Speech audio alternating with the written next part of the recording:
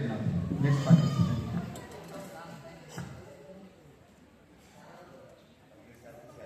নমস্কার, কিশোর কবি সুকান্ত ভট্টাচার্যজি শিব।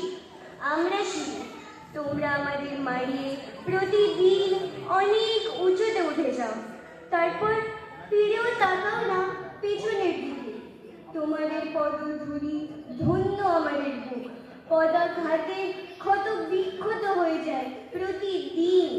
তোমরাও তা জানো, তার জন্যই কার্পেটে মুড়ে রাখতে চাও আমাদের আমাদের বুকের ক্ষত, ঢেকে রাখতে চাও তোমাদের অত্যাচারের চিহ্নকে, আর চেপে রাখতে চাও পৃথিবীর কাছে তোমাদের গর্বোদ্ধত অত্যাচারী পদধ্বনি।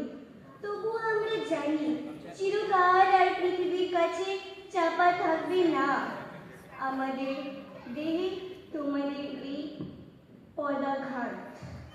আর সম্রাট হুমায়ুনের মতো একদিন তোমাদেরও হতে পারে পদস্খলন। ধন্যবাদ।